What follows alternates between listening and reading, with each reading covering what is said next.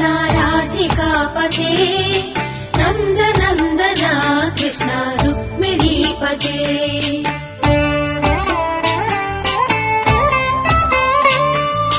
जय जनार्दन कृष्ण राधिकापते नन्दनन्दन कृष्ण रुक्मिणीपते गरुडवाहन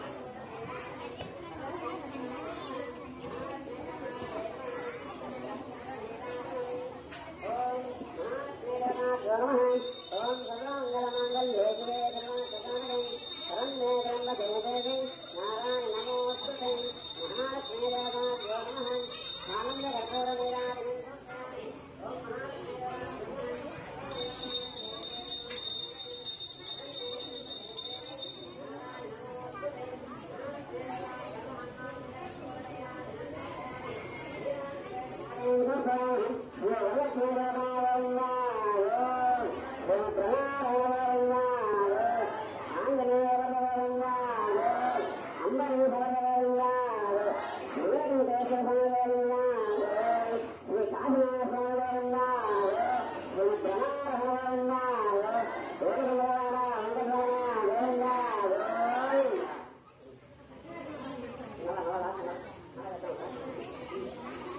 సరే, ఈ వరలక్ష్మి వ్రతం అనేది ఎందుకు చేయాలా, ఈ వరలక్ష్మి కథ ఏంటి, ఎందుకు చేయాలనేసి ఈ ఒక కథారూపంలో చిన్న కథారూపంలో ఉంటుంది. అదేనండి, పూర్వమే సూత మహాముని నైమిషారణ్యంలో సూత మహాముని ఉండేవాడు. ఆ సూత మహాముని వచ్చేసి వాళ్ళ మునులందరూ శిష్యులు చాలా మంది ఉండేవాళ్ళు అనమాట. ఆ విధంగా నైమిషారణ్యంలో శ్రీ సూత మహాముని వచ్చేసి ఆ మహామునులందరికీ విధంగా చెప్తున్నారనమాట. ఆ మునులు అడిగినారంటే స్వామి, ఏదైనా సూతకు సంబంధించి ఏదైనా ఒక వ్రతం ఏమన్నా ఉంటే చెప్పండి స్వామి. ఆ మునులైనటువంటి ఆ సూత మహాముని అడిగినారనమాట. అందుకే ఒక సూత మహాముని వచ్చేసి, ఓ మునులారా, స్త్రీలకు ఏ విధంగా సకల సుఖాలు, సకల సంపదలు, సకల పుత్రులు, పుత్రికలు, సంతాన అభివృద్ధి జరగడానికి స్త్రీలకు ఒక వ్రతం ఉన్నది. అది మాట్లాడుతుంది చెప్పాలి. ఆ విధంగా స్త్రీలకు సంబంధించి ఏదైనా ఒక వ్రతం ఉంటే చెప్పండి అనేసి ఆ మనులు వాళ్ళ గురువైనటువంటి సూత మహారాజు అడిగినారన్నమాట. అందులో ఒక సూత మహారాజు వచ్చేసి, ఓ మనులారా, మామూలుగా సరే దంపతులకు అందరూ కంపెనీలకు కలిసి వ్రతం చేసుకునేదానికి సత్యనారాయణ స్వామి వ్రతాన్ని, వెంకటేశ్వర స్వామి వ్రతాన్ని, వినాయక వ్రతాన్ని, ఈ విధంగా వ్రతాలు ఉంటాయి. సకల దంపతులందరూ దంపతులు కూర్చొని వ్రతం చేసుకునేదానికి విధంగా ఈ సత్యనారాయణ స్వామి వ్రతం, వెంకటేశ్వర స్వామి వ్రతం, వినాయక వ్రతం లాంటి వ్రతాలు ఉన్నాయి. అయితే ప్రత్యేకంగా స్త్రీలకు సంబంధించి వ్రతం చేసుకోవాలంటే కనుక ఒక వరలక్ష్మీదేవి వ్రతం అనేది ఒక వ్రతం ఉన్నది. ఈ వ్రతాన్ని చేసి బాగా స్త్రీలకు సకల సుఖాలు, సకల సౌభాగ్యము, సకల సంపదలు ఇవన్నీ వచ్చేదానికి ఒక స్త్రీలు మాత్రమే చేసుకునేదానికి కూడా ఈ వరలక్ష్మి వ్రతం అనేది ఒక వ్రతం ఉన్నది. ఆ వరలక్ష్మి వ్రతాన్ని ఆశించే విధానంగా చెప్తాను విధంగా చేసి ఈ విధంగా చెప్తున్నారన్నమాట. మళ్ళారా పూర్వం వచ్చేసి ఈ కైలాసంలో ఎవరుంటారన్నా, కైలాసంలో ఎవరుంటారు, కైలాసంలో భారతదేశంలో ఉన్నారు.